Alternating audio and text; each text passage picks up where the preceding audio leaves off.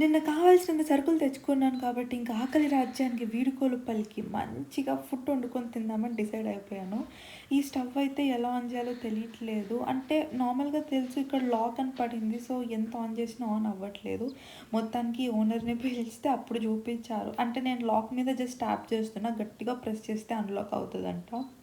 నాకైతే చెయ్యి వణుకుతుంది, చాలా భయం వేస్తుంది. అంటే ఇదే ఫస్ట్ టైం కదా ఎలక్ట్రిక్ స్టవ్ వాడడం, ఎక్కడ వంటగదిని పేల్చేస్తానేమోనని చెప్పి. దోశలు వేయడంలో మాత్రం 10 ఏళ్ళ ఎక్స్పీరియన్స్ ఉంది కాబట్టి ఇదైతే మంచిగా వస్తుందని ఆశిస్తున్నాను. ఇది బిగినర్స్ కూడా చేయొచ్చులే. అండ్ ఈ పిండి అయితే నేను యాక్చువల్లీ పౌడర్ని ఇండియా నుంచి తీసుకొచ్చాను. అండ్ దాంట్లో వాటర్, సాల్ట్, సోడా యాడ్ చేసి నేనే ఇంట్లో ప్రిపేర్ చేశాను అనమాట. సో లెట్స్ సీ ఇది ఎలా వస్తుందో. ఈ పిండి సక్సెస్ అయితే బాగుండు. ఈ కుర్జీ నా కోసమే పెట్టినట్టున్నారు మధ్యలో రెస్ట్ తీసుకోవడానికి. ఇంకా ఇక్కడైతే వేడైందా లేదా అన్నది అసలు తెలియట్లేదు అనమాట. చేయి పెడితే అంటే అసలు హీటే రావట్లేదు. ఇలానే పాపం చాలామందికి చేయగల యాక్సిడెంట్స్ అవుతాయంట. ఇంకా నేనైతే ఫొటోస్లో బాగా కనిపించాలని డైటింగ్ చేయాలని చిన్న దోశ పోసుకుంటున్నా.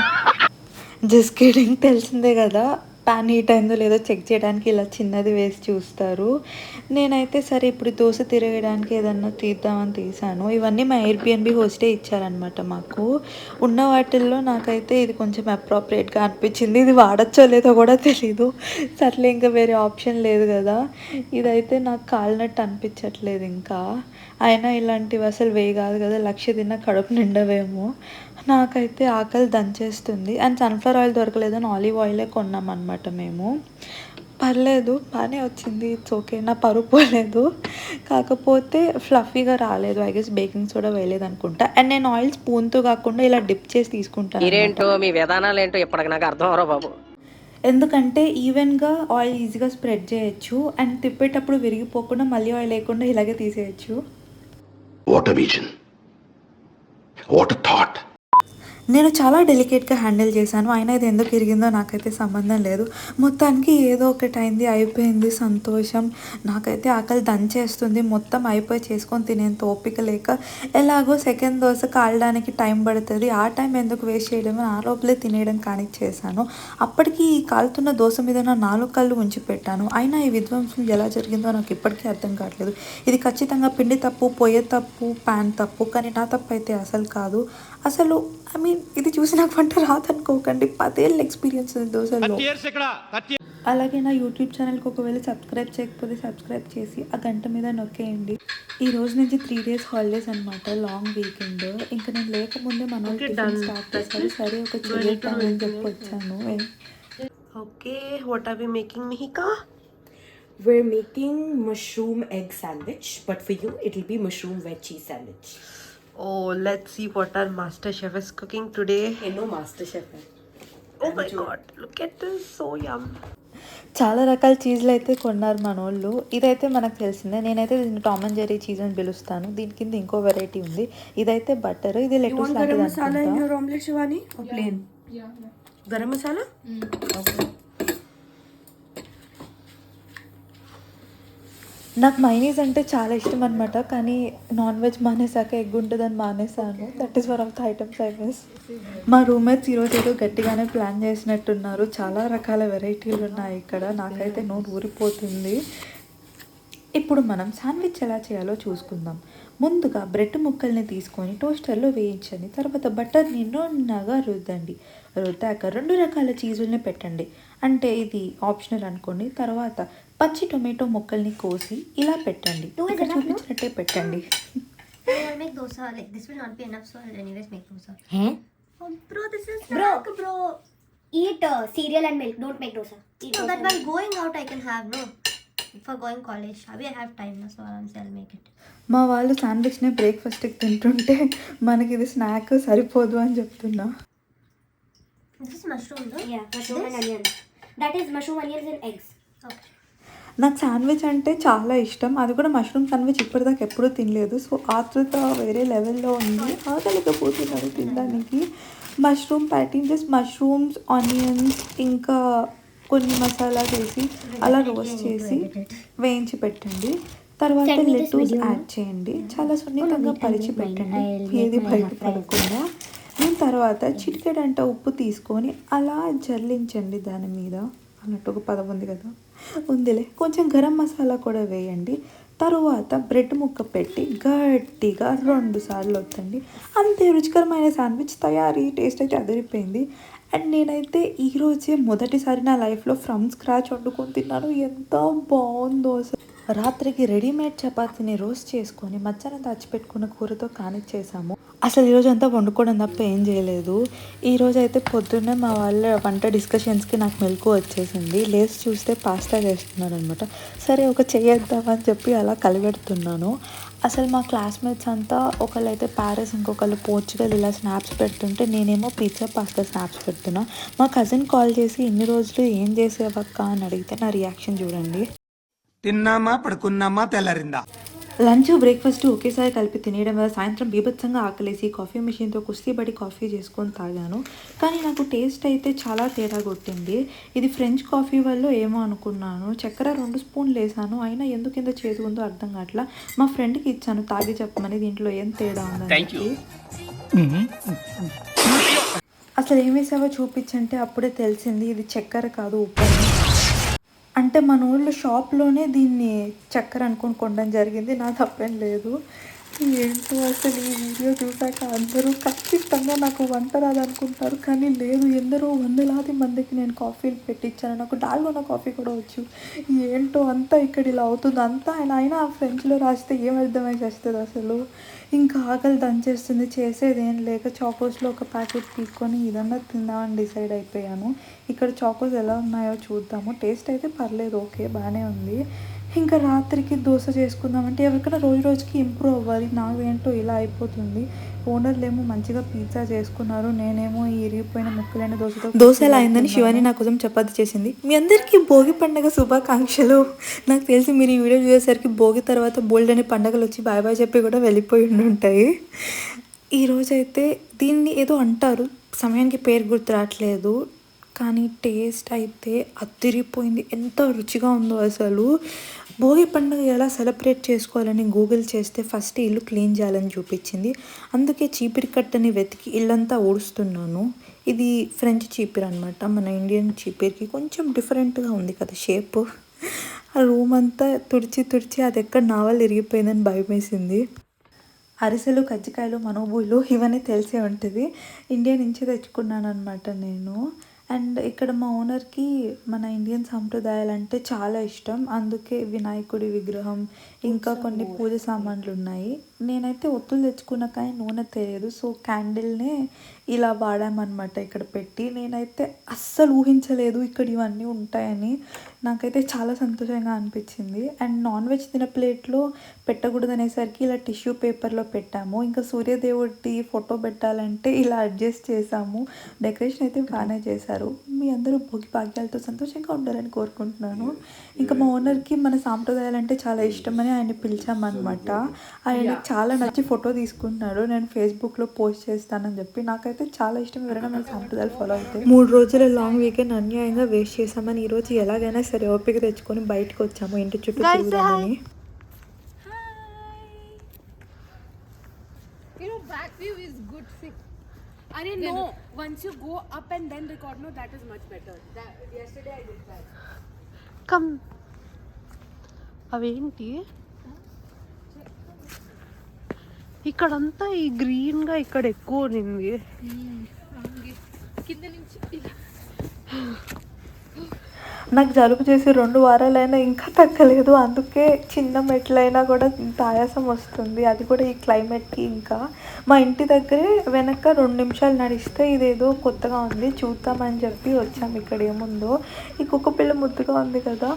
ఇక్కడ నేను ఒక దృశ్యం చూసాను, నాకైతే చాలా చాలా చాలా నచ్చేసింది. మీరు కూడా చూసేయండి.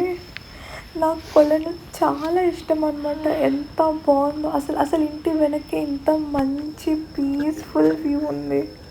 Wow, this is so beautiful.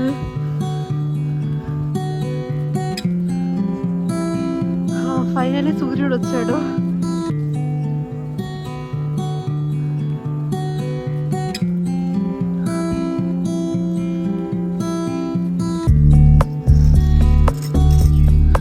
ఇక్కడ పూలు ఉంటే బాగుండేది. అండ్ ఈ ఇల్లులో ఐ గెస్ ఒక కమ్యూనిటీలో ఏమో అన్ని డిట్టో ఒకేలా ఉంటాయి, నెంబర్ ఒక్కటే డిఫరెన్స్, వాటిల్లోనే మా ఇల్లు. ఇది సరదాగా ఎంత అవుతుందో చూద్దాం అనుకున్నా, ఎందుకులే ఫోన్ పడితే బాగోదని చెప్పి లైట్ తీసుకున్నా. అంత ప్రశాంతంగా ఉన్నారు. మమ్మల్ని చూడండి, నాకు ఏ పోజ్ పెట్టాలో తెలియక తెలిసిన అన్ని పోజెస్ పెడుతున్నాను.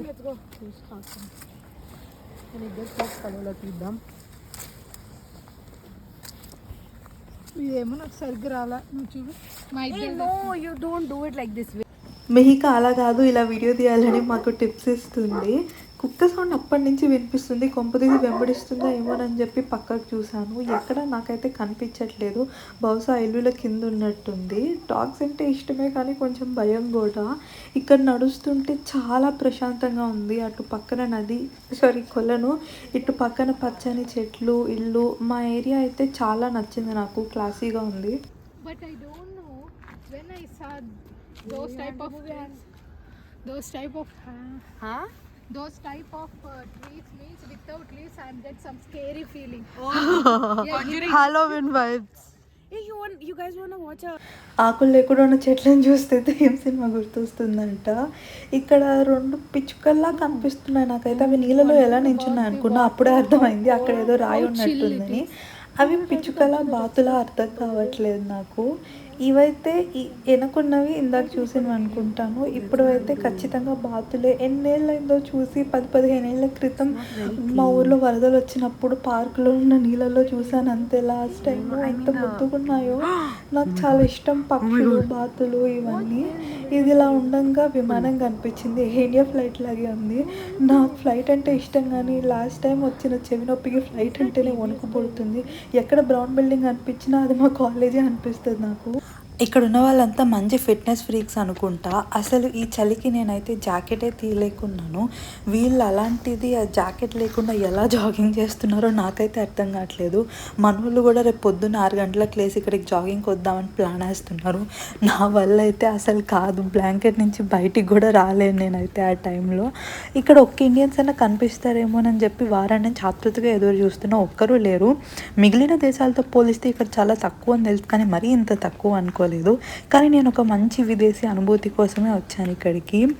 అండ్ నేను ఉండే ఊరి పేరు టులూస్ అనమాట. ఇది ఫ్రాన్స్ దేశంలోనే 4వ అతిపెద్ద నగరం. దీన్నే పింక్ సిటీ అని కూడా అంటారు, ఎందుకంటే బిల్డింగ్స్ ఏదో బ్రౌనిష్ రెడ్డిష్ షేడ్లో ఉంటాయని. ఈ బిల్డింగ్ అయితే చాలా వెరైటీగా ఉంది కదా. క్రిస్మస్ అయిపోయి నెలైనా ఇంకా క్రిస్మస్ ట్రీ తీయలేదు. అసలు క్రిస్మస్ మిస్ అయిపోయాను. ఇక్కడ చాలా బాగా చేస్తారు డెకరేషన్ అంతా, ఒకసారి రావాలి ఎప్పుడైనా. ఇదైతే ఎంత నచ్చిందో నాకు. పిక్నిక్కి ఇలాంటి ఒక ప్లేస్కి వస్తే ఎంత మధురంగా ఉంటుందో, ప్రశాంతంగా కూర్చొని ఇక్కడ ఇలా ఎంతసేపు అన్నా ఉండిపోమంటే ఉండిపోతా. అక్కడ వెనక చూసారా ఆ గోడకి ఆ ఆర్ట్, ఆ కళ అంతా. ఇక్కడికి వచ్చాకే నాకు అర్థమైంది సబ్వే సర్ఫర్స్లో ఆ పోలీస్ ఆయన ఎందుకు ఆ పిల్లాడిని అంతసేపు తరుముతాడని చెప్పి. ఎక్కడ చూసినా ఇవే ఉంటాయి. చాలా రకాల చెట్లు ఉన్నాయి. తెల్ల చెట్టును చూడటం ఇదే మొదటిసారి. మన వాళ్ళకి పాటలు వినాలనిపిస్తుందంట. అలా బయటకు పెడితే ఎవరైనా వింటే బాగోదంటే ఏముందిలే లైట్ అంటుంది. ఈ మాత్రం కాన్ఫిడెన్స్ ఉంటే చాలా లైఫ్లో బతికేయచ్చు. ఇక్కడ నాకు ఈ అట్మాస్ఫియర్ అంతా చాలా నచ్చింది. అసలు ఎంత ప్రశాంతంగా ఉందో ఇక్కడ ఇలా నడుస్తుంటే, చాలా కొత్తగా ఉంది. ఇక్కడ ఇలా ఒక ఇల్లు, ఆ ఇంట్లోంచి మంచి ఇలాంటి వ్యూ, ఒక గార్డెన్ అంటే ఎంత బాగుంటుందో అసలు. రోడ్డు దగ్గర ఇది ఇలా ఎందుకుందో నాకు ఇప్పటికీ తెలియట్లేదు. ఏ పాటకి డాన్స్ చేసినానో చెప్పుకొని చూద్దాం. నాకు ఎప్పుడు హెలికాప్టర్ని చూసినా కేదార్నాథ్ యాత్రకు వెళ్ళాలని గుర్తొస్తుంది. వెళ్తే బాగుండు ఏదో ఒక రోజు. ఇప్పుడు సాయంత్రం 6 గంటలు కావస్తుంది. నాకు ఈ సమయం రోజులో అన్నిటికన్నా ఇష్టం. ఎందుకో తెలియదు, ఈ సంధ్యా సమయం ఏదో ఒక తెలియని సంతోషం. అది కూడా మంచి సూతింగ్ పాటలు ఉన్న ప్లేలిస్ట్ పెట్టారనమాట మన వాళ్ళు. ఇంకా ఆ పాటలు వింటూ అసలు వేరే లోకంలోకి వెళ్ళిపోయాం అంతే. ఎంత ప్రశాంతంగా ఉందో, అసలు ఇంటికి వెళ్ళాలని లేదు, ఇక్కడే కొద్దిసేపు ఉండాలని ఉంది. అప్పుడే గుర్తొచ్చింది, వచ్చి వారం అయింది సిమ్ కార్డ్ తీసుకోవాలని. ఇక్కడికి మెయిన్ రోడ్కి వచ్చాకే అన్ని షాపులు మూసుంటే సాయంత్రం వారైతే కట్టబట్ట అన్ని సర్దేస్తారని అర్థమైంది. ఈ పాప భలే ముద్దుగా ఉంది కదా. ఇక్కడ నాకు బాగా నచ్చిన కొన్ని విషయాల్లో పిల్లలు కూడా ఎంత క్యూట్గా ముద్దుగా ఉన్నారు.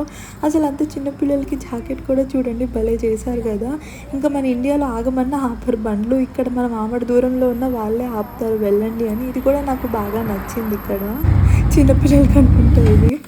ఇంకా చేసేదేం లేక ఇంటికి వచ్చాము. బాగా ఆకలి దంచేస్తుందని వంట ప్రోగ్రామ్ స్టార్ట్ చేసాము. ఈ సెటప్ అంతా చూసి మేము పప్పు వండుకుంటున్నాం అనుకున్నట్టయితే మీరు అక్కడే పప్పులో కాలేశారు. ఎందుకంటే మేము కిచిడి వండుకుంటున్నాం కాబట్టి. రేపు మార్నింగ్ కాలేజ్ ఉంది కాబట్టి రేపు మార్నింగ్ కూడా ఇప్పుడు ప్రిపరేషన్ స్టార్ట్ చేసాము. నాకైతే ఈ ప్రెషర్ కుక్కర్ని చూస్తే చాలా భయం, ఎప్పుడు వాడేమే లేదు కాబట్టి. If you would have had a fire, no, we could have. మామూలుగా ఈ వేడివేడి ఆయిల్లో జీరా వేసాక సౌండ్ వస్తుంది కదా, ఎక్కడ నూనె పడుతుందని చాలా భయం వేసేది నాకు. జీరా లైట్గా బ్రౌన్ చుట్టుపట అన్నాక ఆనియన్స్ వేసేయండి. ఇప్పుడు ఆనియన్స్ వేగుతూ ఉండే టైంలో మష్రూమ్ తీసుకొని కట్ చేయండి. నాకు ఎప్పటి నుంచో డౌట్ అనమాట, ఇక్కడ నల్లగా ఉన్నది తీయాలి అలాగే తినేయచ్చు అని. మీకు తెలిస్తే చెప్పండి. సంక్రాంతి యాక్చువల్లీ నాకు చాలా ఇష్టమైన పండుగ అనమాట. ఇదంతా వెయిట్ చేసేదాన్ని, కానీ ఏంటో ఈసారి ఫస్ట్ టైం లైఫ్లో సంక్రాంతి పండగకి సెలవులు లేకుండా పోయింది. మష్రూమ్ వేడయ్యాక నానబెట్టుకున్న పప్పు అన్నం కలిపారు కదా ముందే, అది ఇక్కడ యాడ్ చేసేయండి.